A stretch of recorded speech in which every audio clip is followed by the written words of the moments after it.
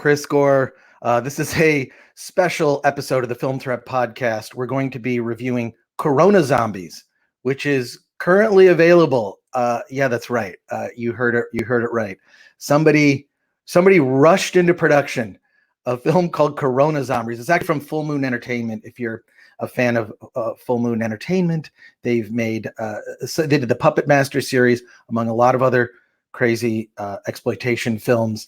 And Charlie Band, if you know the name Charlie Band, I'm going to try and get him on the Film Threat Podcast because I want to talk to him about Corona Zombies. I want to welcome to the Film Threat Podcast my colleague at Film Threat, hey. Alan Ng. Alan, how are you doing today? Doing good. The rain is ruining my pool, which is the worst thing ever. It's horrible. Yeah, for you. Yeah, I'm just sad. Well, I'm glad to have you here. You and I both watched Corona Zombies last night. I know we both have a lot of opinions about it. We also have a lot of other films to talk about. So I'm going to, if you're not familiar with the Film Threat podcast, we mostly interview filmmakers. We review movies, a lot of movies you may not have heard of that don't get wide releases in the theater. But guess what? Nothing is getting a wide release in the theater these days. Not one thing. So I kind of love this era we're in because it's kind of even the playing field between indie movies, small indie movies that come out on video on demand, and the major films that come to move to streaming services like Disney Plus. The playing field has been evened, and I'm really ecstatic about that. Let's see if I'm going to see if I can share our screen here. And oh, look, there we go. Look. Yeah, there it is. Corona Zombies is on the front page of Film Threat right now. Let's talk about this film. I am a huge zombie movie fan, and I think I'm not alone in sharing that our current situation, most of us in quarantine or sort of self quarantine, right? Trying to have as little contact with people through social distancing. And a lot of it's been compared to a zombie apocalypse, right? Hoarding supplies, we're sort of, getting in place, right? There's a lot of, there are movies. I was talking to a friend and I'm like, you should just remake scenes from John Carpenter's The Thing, Night of the Living Dead, and just other movies that sort of were forced quarantines, but we're all under a forced quarantine. How are you taking it yourself, Alan? I mean, I know we're both watching a lot of movies. Yeah, I'm watching a lot of movies. I mean, surprisingly, we are busy. We have a lot of work to do, and we haven't stopped. And with being self-quarantined, we've got a lot of films to go through, and we've got our team is just pouring through it as quickly as we can.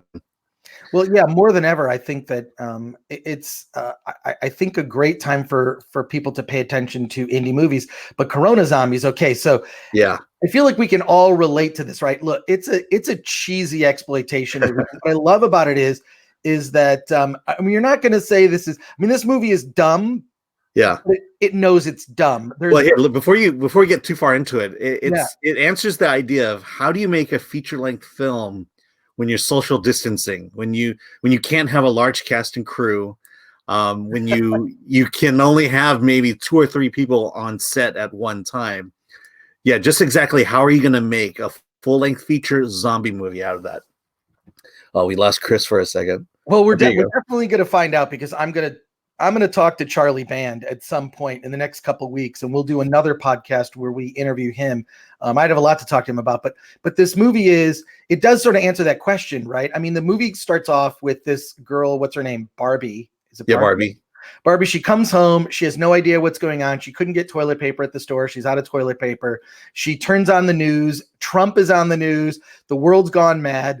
Footage of people hoarding toilet paper, footage of the world going crazy. And this is just the opening scene with Barbie talking to her friend. So it's really just one person in a room, right? Yeah. And and then people are they're being topical. For example, people going to the beach and partying, and in this case, people going to a strip club to have a little bit of fun. No, it's so dumb. But what I love about it is I love movies that know they're dumb. The worst part is a film like, well, maybe not the worst part. If you look at the movie like The Room, that's made by someone who just lacks a total lack of self-awareness, right? This movie is very self-aware. It knows it's dumb. It leans into the whole idea of like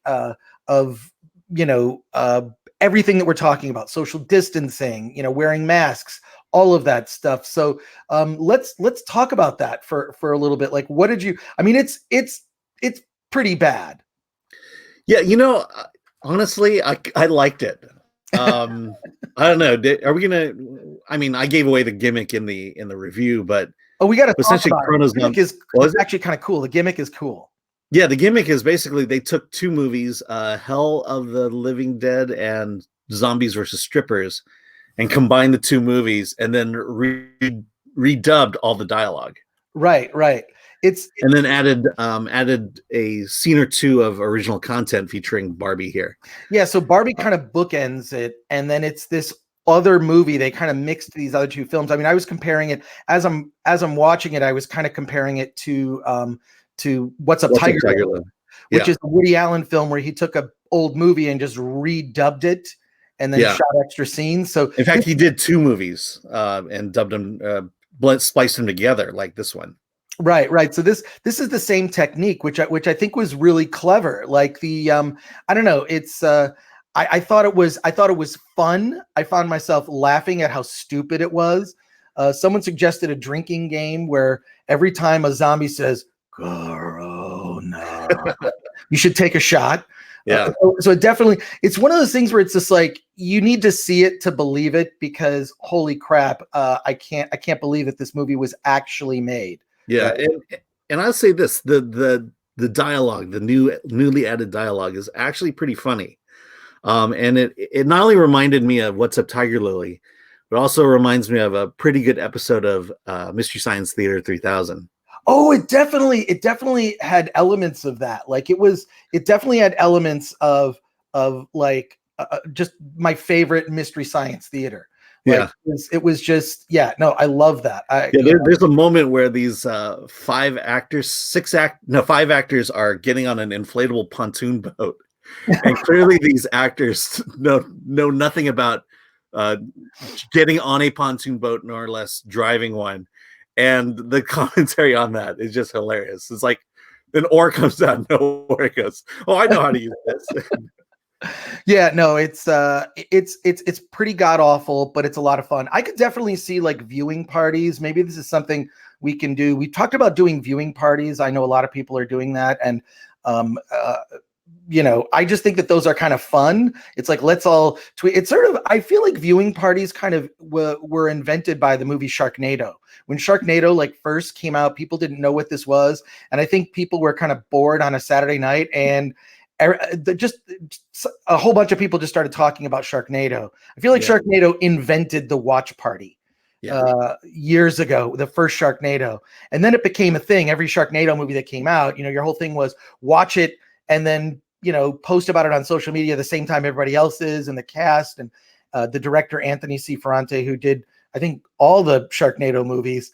I know we interviewed him on the podcast before. He even sort of participates, and but I feel like Corona Zombies deserves its own watch party. That's something that we should definitely organize. So follow Film Threat on social media. I should also mention that, like, as we're all like going through this,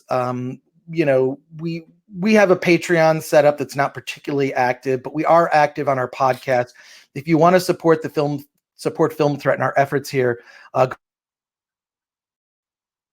go to soundcloud.com/film threat. Check it out. There's a way to actually support our efforts, and we do appreciate that. Corona Zombies, I don't know. I think it's also like the fact that it's like blatantly talking about things that like other people, I mean, like it's talking about everything we're going through now. And every movie, a lot of movies, like it's sort of like, is like, well, people wouldn't shake hands now. I wonder if movies that came out in our recent, are going to seem weird going forward as the culture changes. Like, oh, remember people used to shake hands. This movie must have been made before 2020. I feel like there'll be a lot of that. Yeah, it's pretty crazy. I feel like the culture want things to go back to normal. I feel like the culture is definitely going to change. Yeah, definitely. Yeah. So All right, well let's move on. Any other final? Oh wait, how can you see Corona Zombies? It's on. I don't know if it's. I know it's on the Full Moon. Like so Full Moon is obviously renting and selling it on VOD, but they also have a 1 month subscription to their Roku, Xbox, various channels for I think like $2.67. You can subscribe. You can get a free get a month-long subscription for $2.67 basically. I think that's what I'm going to do. Like I've got like the normal streaming services, but what I want to do is kind of try some of these smaller ones that have libraries of films. Shudder is the one. Like I haven't done Shudder yet, but everybody raves about it to me. If you're a horror fan, Shudder is supposed to be amazing, and I'm just so tempted because I'll see a movie on there. I think what I want to do is sort of bounce around on some of these other try some of these other streaming services out, because I feel like in a month you could get a lot for $2.67. I don't know. My favorite so far is Indie Rights. They have a channel on Roku. Right. Yeah, we may talk about a movie from there. Oh, we're definitely going to talk about one of the movies on Indie Rights because I watched it also, and oh my god, yeah, that's a whole other thing. So let's talk about there are a couple other movies that. I mean, let's just go through them. Yeah, no, I've not seen this one. This one's is on Amazon Prime Video. I've seen this one. Risen, the story of Sharon Hellraiser Smith. I interviewed the director Frank Meyer on the podcast. If you're a Wu-Tang fan, it's an amazing doc about Sharon Smith, who suffered like a brain aneurysm and then brought his career back. So it's sort of partially like a music documentary, but also deals with his health struggles. I don't know. I thought it was an amazing documentary, and you can definitely watch my interview with Frank Meyer and check that out. I know that was on your list of movies to talk about. So yeah, I added it to the list. We've got a whole bunch of others to go through. So I know. So what do we got? Wait, you finally saw Supersize Me too? No, actually, I saw it when it came. Well, before it came out, but this just appeared on Amazon Prime again. So the list we're going through are stuff, indie films you can see on your basic streaming services that are now available that you probably don't know about, and we're just presenting them to you. Well, like this one kind of came under the radar. There wasn't. I know there was some controversy about Morgan for a brief time, and then the movie just kind of quietly came out. Yeah. I know it's on Amazon Prime. I've watched this film like 3 times. Just obviously, I'm a fan of documentaries and a huge fan of this one in particular. There's a scene because what he does is he opens up his own chicken restaurant. He's like, okay, has fast food changed since I made Supersize Me over a decade ago? And it has. It's some fast food is more transparent about the ingredients. Some fast food restaurants have really, the biggest thing is the cosmetic change to fast food restaurants, where they've changed the marketing to make it appear to be more healthy. Yeah. You know what I mean? Like organic, fresh, handcrafted, artisan. They actually use these words and they'll put them in word balloons. Literally, you'll walk into one of these new fast food restaurants that have been redesigned. And I'm not saying I don't do that. I do. And you'll see a wall of just word cloud of these words to make you feel, like you're making a healthy choice by getting a crispy chicken sandwich. They don't say fried, they use crispy. Yeah, I think what's important about this movie is, Morgan Spurlock is not only opening his own fast food restaurant, but he's doing it in a way unironically. This is a Morgan Spurlock fast food restaurant, one that he is actually putting his name behind. No, I love it. It's I don't know. I think it's obviously, like with all of Morgan's work, he's sense of humor about himself. He's funny, but also he's brutally honest. He actually raises the chickens that are there. Yeah, which is what you're seeing right now. Right. Yeah. He raises the chickens that are sent to slaughter that are actually, consumed at his restaurant. And what's funny about it is how cute they are, and they grow within 6 weeks. Yeah. They grow from these tiny chicks to giant chickens like the ones that he's holding. And it should be noted that they don't use any, these steroids or hormones to grow chickens. What they've done is they've just through selective breeding, actually, that is how fast chickens grow now. Yeah. That's just basic. Or at least farm chickens meant for mass production. Right. They shave off a little bit of extra time. And the thing you find that's really sad is they grow so quickly that they can't actually stand on their legs anymore. Yeah. A lot of the chickens have heart attacks because they just are growing so quickly they can't support their own mass. It's I love the fact that all they have to do is open the doors and allow the chickens to go outside, and they can call themselves free range. But the thing is because it's so hot and the condition of these chickens, they don't want to go outside. Yeah, they don't want to go outside. So they have like this little, it's like a 6 foot by 6 foot little area that's open, and that's considered free range. It's such, oh my God. But you really see and a lot of this is just done by the honesty of the farmers. Like when you call, what's the organization, the Food and Drug FDA, Food and Drug Administration. When you call them, they're like, oh yeah, it's all done by the honor system. They don't have the staff to actually check that what you're putting on the labels is actually accurate. Yeah. Oh God. It's just, but it's funny. It's I don't know. Here's the worst part about it is every time I see Supersize Me, I don't care, or Supersize Me too. I just want to get fast food. It makes me hungry for fast food. Which I don't eat all that often, but I kind of feel like it's like once or twice a month, whatever. It just made me want a crispy chicken sandwich. I'm sorry, Morgan. What can you say? I don't know. I don't know what it says. But I think that I think that it's entertaining, and also I think that we're just more aware of these health concerns, and the way he delivers this information is not in this sort of doom and gloom where I've seen in some other food related documentaries. It's actually entertaining to watch. Yeah, absolutely. Check that one out. Okay, let's move on to our next film. Okay. I have not seen this. You're gonna have to tell me about Angel of Mine. This one is funny. It's on Hulu. This is one of the reviews that has been actually gotten a lot of traction on our website. This one actually gets a lot of visitors, but if you're a fan of Chuck, it has Yvonne Strahovski in it.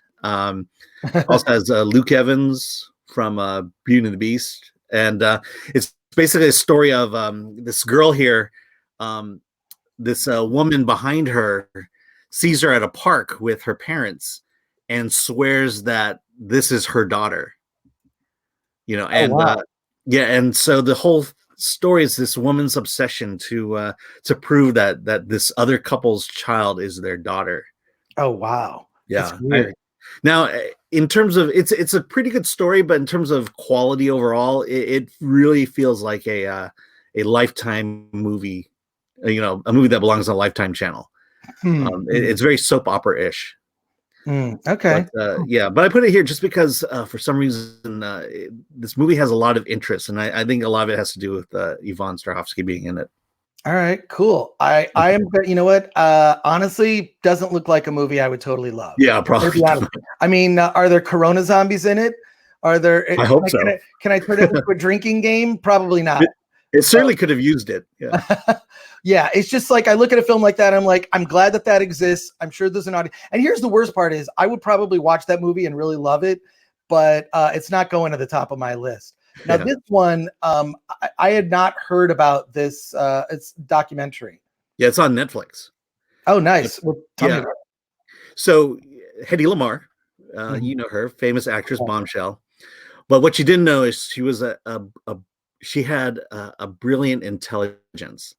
So much so that in the 1960s, she invented basically secured communications, meaning, so she was able to create a form of electronic communication during World War II that basically scrambles signals. What? And basically, this technology is what your Wi-Fi protection, your secured Wi-Fi protection is based on. She invented it. She patented it, sold it, gave it to the military out of patriotism. They used it, they developed it. It is what it is today, and she got zero credit for it. And this documentary basically unravels the fact that she was the one who invented it, and it wasn't until maybe the late 90s that she finally got credit for it. Wow, I would not have guessed that about her. And this is on Netflix, which, of course. I think everybody has Netflix at this point. So the big thing is we're highlighting films that are on Netflix, Hulu, and the others that you just don't know about. Well, what was it? I heard that they were throttling back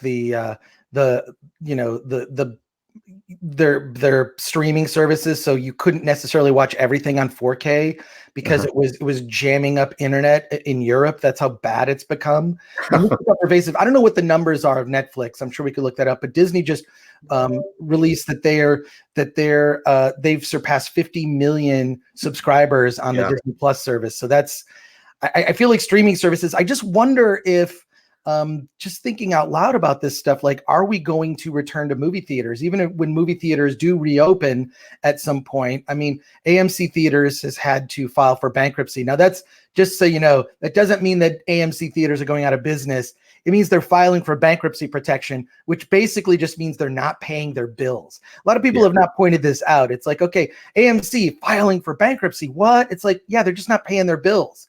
If I filed for bankruptcy, I wouldn't have to pay for my bills. I'd have to go to bankruptcy court, and then they would determine what bills I'm able to pay. And usually in that case, it's 10 cents on the dollar, right? Yeah. So they're just doing this so they can remain in business. Yeah.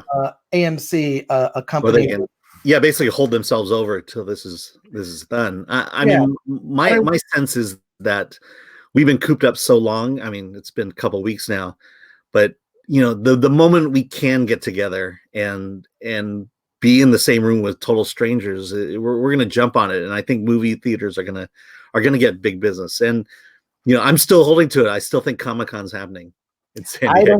I don't think ComicCon's happening. It's happening. I will make a bet with you that ComicCon is not happening. We need to call it a good bet because I think people are going to be. I think San Diego is going to come together and say it's going to happen in some form. Even if the big studios aren't going to be there. Really? I don't know if I believe that. We'll see. Okay. I've staked my claim here. Let's make a bet right now. I say that San Diego Comic-Con, we're going to make a bet. This is happening right now, Alan, you and I. San Diego Comic-Con is not happening. And you're saying it's happening. I am saying it is happening. Maybe and I would say relatively close to the existing dates. Okay, I don't know. There may be some event that they push towards the end. I feel like what they're doing now is they're in this holding pattern. They're not making any announcement. Yeah. Because what they're doing is more than likely communicating with studios saying, could you put together could there be a virtual San Diego Comic-Con? I know that there have been, I actually participated in Coastal Comic Expo, which was a virtual Comic-Con about a week ago. And I was part of their live stream. So I think that people are looking at, like, how do we present this nerd info in terms of, like, doing panels and presentations about upcoming movies and whatnot? How do we gather the herd of nerds in a virtual sense? And I feel like that's what they're working out more than anything. They're working out, like, what are the details? How do they actually make all that happen? Yeah. See, my feeling is it's middle of July when it's going to happen. We're in April, middle of April, so that's still 3 months. I think it's on the bubble. I do have tickets for Star Wars Celebration, which is it's the last weekend of August. So I think that's happening. And that's at the Anaheim Convention Center. I don't know. I think there are going to be rules for gatherings of groups. You're going to see, like, restaurants will reopen, but they can only function at 50% capacity or something like that. So I think what will happen is it'll be this sort of slow rollout. But I think gatherings of more than 10,000 people, I don't know if that's happening until the fall. I'm serious, the fall. So anyway, all right. Well, let's talk about. I'm a little more optimistic. All right, you're optimistic. All right, I'm going to be realistic. I'm not going to say I'm going to be pessimistic, but let's talk about Badland, which is another film I have not seen, but I want to hear you talk. This one's on Netflix too. It just came out. It actually has Mira Sorvino in it and Ron Perlman. Let's see. I forgot the exact details, but this guy here, our lead actor, it's basically it's a Western / detective story. Okay. The guy is basically hired to figure out crimes and things like that, and he, basically, just like a very good Western, has to tackle the big bad, which is Ron Perlman, and and save the day, basically. Wait, so you've seen this movie? Yeah, we saw it a long time, like I would say 7 months ago. Okay. But it's just now hitting Netflix. Yeah. Okay. Yeah. Cool. In fact, just this weekend is its All right. opening weekend. So All yeah, right. check out Badlands. It's not going to be at the top of my list, but I will say I don't know, when I've gone through everything else, when there's no more room in hell, as they say. What about Shooting Heron? Tell me about this is another one that's just coming out. I believe it's on VOD, but that's Sherilyn Fenn right there. This is a story of a small Appalachian town that is experiencing a severe opioid problem. Mm-hmm. And so this is kind of a vigilante type story here, where these three citizens, they get temporarily deputized, and then they go out and try to fight the opioid problem. And and like there's one sheriff in town, and he's bound by the law, and so these three are going to fight the problem, but by stepping over the line here and there. So like Liam Neeson in Taken. Yeah, exactly. And it's just movies. Yeah, and each of these characters has been affected by the opioid problem. Like the lead there, the handsome actor, his wife died of an overdose. Sherilyn Fenn's daughter dies, and then this guy, the gentleman in the middle, is a corrections officer, and he just sees the problem up way too close. I feel like this is a lot of wish fulfillment in terms of what people would like, how people would like to handle the opioid crisis. Like, right, go after the root cause, which is pharmacists and doctors. And big pharma. If you could go after big pharma, I feel like what we have to do is, because we sort of set the tone by reviewing and discussing Corona Zombies, is this movie as fun as Corona Zombies? I'm going to say no. I haven't seen it. It's a lot more serious than Corona Zombies. That's for sure. Right. Yeah, and it's got its political messages in it. It tackles doctors who are overprescribing OxyContin, pharmacists who are more than willing to do it, and then it ends with a good mob scene at the end. I feel like I have allergies. I have seasonal allergies, and I used to be prescribed allergy medication, and I stopped taking it because I didn't like to feel medicated. Something about it sort of had a fog on me, and I was just like, I am not going to do it. Now I use a neti pot. I don't know if you know what a neti pot is. It's basically you drain your nose, and if you do just sort of if I clean out my nasal passages, at least once a day, I feel a lot better. I just do not like, so I don't know, like I feel like we've put too much trust in medicine, and when you realize that the medical field is profit driven, I don't know that has the best interests of patients in mind. So I haven't seen this movie. I'm already interested and want to check it out, but still not as fun as Corona Zombies. I'm just gonna guess. No, clearly the winner is coronavirus this week. Right. Now this is interesting. This film, The Complex. I saw this also. It's not a traditional movie per se. The Complex is it's an interactive movie, which is interesting. Like, I worked for a brief period for a company called Digital Pictures that made video games, interactive video games like Night Trap and Sewer Shark. I don't know if a lot of people remember those. And this is kind of like that. It's, what's interesting about it is the timing of it. It's about a potential virus outbreak at a medical lab. It's set mostly at a medical lab, and it's a movie. You're watching it, but at certain points in the movie will stop and offer you choices. And I do recommend a setting on it, because I figured this out about maybe a third of the way through. You can actually make the movie stop, which kind of forces you to choose. If you don't catch it in time, it'll make a choice for you. Like, I wish I knew that. It took me, they give you like maybe 5 to 10 seconds to make a choice, and I missed a few actually. So my recommendation, The Complex, we should note, is not available on traditional streaming services. It's available on Xbox and PlayStation 4, PS4, and stream. And what?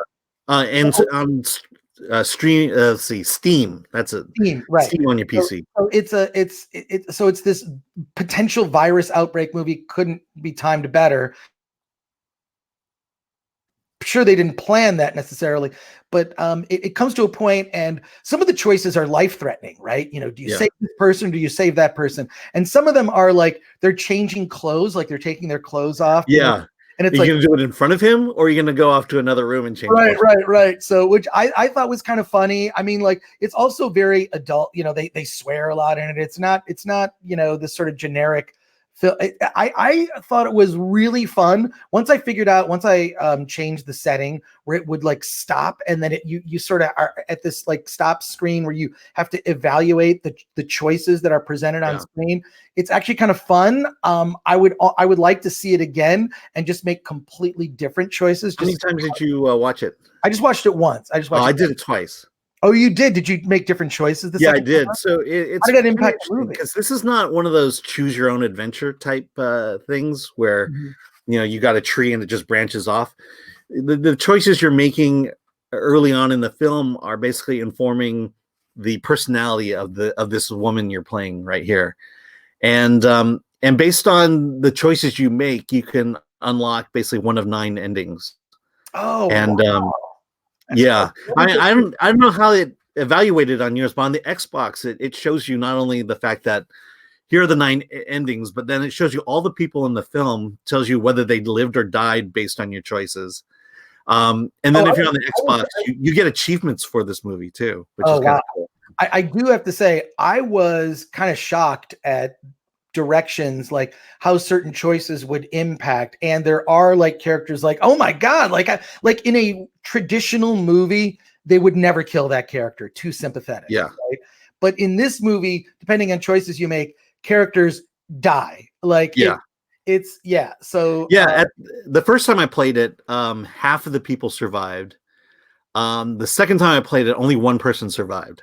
Oh wow. Yeah. Okay, now I definitely want to try it again because it was just fun. It was one of those things where it's just like, I don't know. I grabbed a couple of drinks. I'm watching this film, highly entertained. And it is cheesy. Let's be honest. This movie is a little cheesy. It's as cheesy as those cutscenes you have in your video games. Right. But this is something you can have an impact on. Not as cheesy or dumb as Corona Zombies. We have to keep bringing it back to Corona Zombies because I kind of feel like it's one of those movies where like I can't believe this movie exists. You know, like I'm sure it'll be on a future episode of How Did This Get Made, the podcast with Paul Scheer. Corona Zombies, like what and how the fact that it's so timely, like it's like they just finished the movie. It's bizarre. So, well, there's a Tiger King reference in Corona Zombies. Yeah, I know. Yes, exactly. There's a Tiger King reference. It's so dumb. It's hysterical. So now this. Wait, did Parasite just come out on Hulu? On Hulu. Oh, that's great. Yeah. Well, I mean, we've talked about this movie a bunch before. It's one of my favorite films from last year. I do and I do want to say I don't know that it should have been nominated for Best Picture.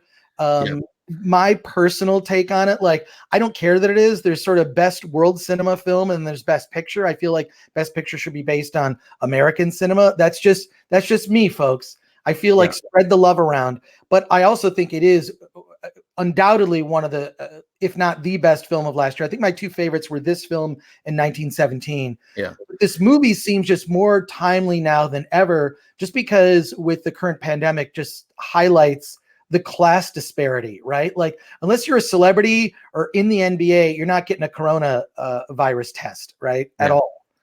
I'll comment on what you said. I see a lot of Asian films, Chinese, Korean, Japanese, everything. And I will tell you that of all the countries in Asia, Korean films tend to feel the most American. Like I click with their stories a lot more. And so when you say, well, it should be, US based, I think Parasite is definitely, could have definitely been an American film. It hits on much of the same topics and it has an American plot or something that you wouldn't be surprised to see in an American film. Well, they are developing a series. I think it's for HBO that is based on Parasite, and it's with American actors. It'll be in English, and it's basically the story but spread out to like a mini series. It's not a movie. Yeah. So I look, you're right about Korean cinema. I watch a lot of Korean films. Train to Busan, which is actually little bonus recommend. Train to Busan is on is on Netflix. Yeah, Netflix.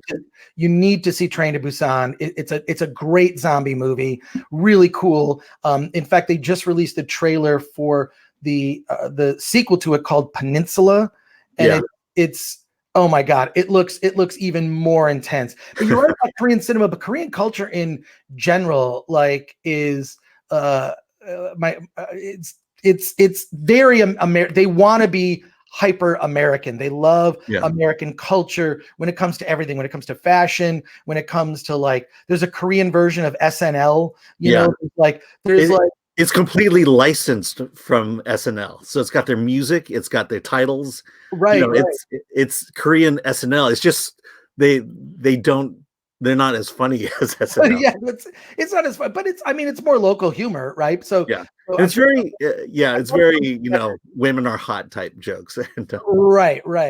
But I do think that, like, I've never been to Korea, but a friend of mine who works in the video game industry, he travels quite a bit to Korea, China, Japan, and he tells me that South Korea is just like, they want to be Americans. They love American culture when it comes to almost all aspects: music, fashion, film.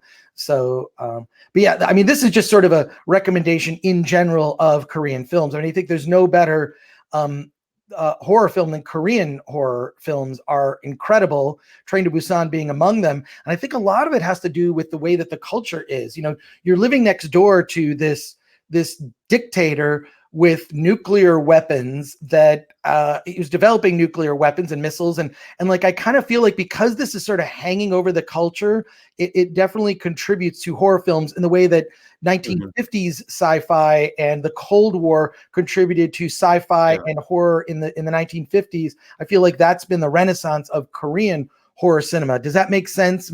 You're living under a cloud of, like, everything could end at any moment because of this crazy, you know, time that we're living in. And the Cold War definitely resulted in science fiction. The science fiction genre and horror genre in the 1950s was born from the Cold War. And I feel like Korean horror is born from living, you know, under the cloud of the threat of North Korea. Does that make sense? This sounds like an essay that I should write on film. I mean, because that was the 80s. Right. And that's it's very similar to the horror films of the 80s, the Friday the 13th and the. Oh my God, like, just before we started this podcast, because they've now issued an order for Mayor Garcetti's issued an order for Los Angeles. If you go out, you have to wear a face cover. Which I think is logical anyways. I'm fortunate enough that I have some, you know, just from doing, like, spray painting and little, like, hardware work around my place. But, like, yeah, like, it just seems logical, wear it. But, like, oh my God, like, this is, we're living in the, I was texting with a friend this morning. It's like, we're living in the 80s dystopian sci-fi future. We're just living it now. Like, all the sci-fi and apocalyptic films from the 80s are today, you know, Mad Max, everything, you know, RoboCop. It's like, oh, that's just today. It's now. It's so bizarre. But yeah, Parasite, if you happen to miss it last year, which I hope you saw it, now that it's on, you say it's on Hulu, definitely. Hulu. Now, a film that we both begrudgingly saw. This film, now, Loqueesha, we should say that, like, on our YouTube channel, whether you're listening to this on SoundCloud, Spotify, iTunes, whatever, or if you're watching this on YouTube, our YouTube channel, we post indie film trailers. The one that has not the most views, about 100,000 views, but the most comments is Loqueesha. This is okay. So it's got over 1,000 comments. The comments alone are hysterical for the Loqueesha trailer on our YouTube, on the Film Threat YouTube channel. But you and I finally got around to seeing the film. Yeah. I need to hear your thoughts, Alan. I'll give you my thoughts. I'm the more kind of the people who've seen this. You know, I called it one of the most misguided earnest movies I've ever seen. You know, you just watching it, you know, this guy Jeremy's, he had the best of intentions. It's just someone didn't stop him along the way, and really needed to say, hey, this is not a good idea. You know, you've got to stop and change directions, because if you take out the racial elements of the movie, you have a passable comedy. It's just there's just no saving the film. Just real quickly, this guy's out of work or needs to make some extra money, so he goes on a radio talk show and creates the Loqueesha character, a sassy black woman who dispenses good advice. Just kind of Phil Hendry, but not funny, but more serious. Right. But what's weird is a couple things. One, this isn't like The Room.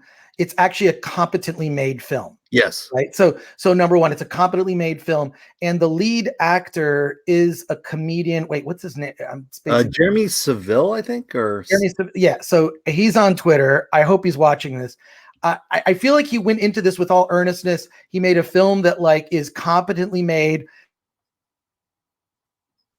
It definitely lacks the self-awareness that perhaps Tommy Wiseau had when he was making The Room, that like this man, and here's the thing, he does a terrible imitation of a black woman. He just sounds like an old white dude trying to sound like a black I know. Phil Hendry did that, but we all knew it was Phil Hendry. It's not good. Just bad and all. And when I say sounds like that's like a horrible thing to even but like sounds like a very ghetto accent. It's just bad on all counts. It just like was ill conceived. But what's shocking to me is that no one ever stopped him and said, "Look, have you thought about making this movie? Is this a good idea to make this film? Have you really, really thought this through?" And I don't think that he really thought this through. That's what's at issue. So it just amazing because of all so many hands comes across a film like that, and people who put in money, crew people that were working on the film. It's obviously competently made, so it's not like something that was like, I'm just going to do this thing real quick as a goof on a weekend on YouTube. It's like, no, this is a movie that had something of a budget. Yeah. So I'm really surprised it kind of ended up where it did. Yeah, I mean, look at that set. This set is incredible. It looks authentic. They spent money on this movie, and like, look, maybe they could have made it for like $100,000, so it's still like it looks big budget. But someone put money into this. Other actors that are in it, and it's a mixed cast. It's not all white cast. Yeah, and honestly, like the character, this Laquisha who gives good advice. The advice is really good. It's he's not it's like it's got such the best intentions. And what rating did you give it? I'm just curious. I gave it a 4. A 4 out of 10. Wow, you're generous. Wait, I was generous. What about Corona Zombies? Corona Zombies, I gave it an 8. I love Corona Zombies. Nice. Look at that. Yeah. Corona Zombies knew what it was, and it it was funny. The jokes were actually funny. Right. You see bad dubbing a lot on YouTube, and it's just improvisers improvising. But this one, the time was spent, and you can tell. Right. Well, I do want to talk about our podcast. You can get it on SoundCloud. You can get it on iTunes, Spotify, iHeartRadio, Stitcher, YouTube right now, if you're watching this on YouTube. But if you want to support us, go to soundcloud.com/filmthread. There's a little button to support Film Thread. Anything that you can do helps us continue our efforts. We do appreciate it. Alan, thank you so much for joining me on the Film Threat podcast. You can follow Alan Ng at My Pal Al on Twitter. I'm that Chris Gore on Twitter. We're Film Threat on everything. Definitely subscribe, like, share this podcast on whatever platform. We're going to be coming to you every week, talking to you about films that you definitely need to know about, like Loqueesha, which you can see Loqueesha on. It's on Amazon Prime, and it's also on an app. Yeah, it is. It's also on an app called Indie Rights, which is a free. If you have a Roku box, download the Indie Rights app. And there are a ton of indie films. We're going to be highlighting the good and the bad every week here on the Film Threat podcast. Alan, thank you so much. Oh, you're welcome. Thank you so much, man. Dude, it's always great to talk to you. And we talk every day. It's great to talk to you on the podcast. Thanks so much. The support Film Threat.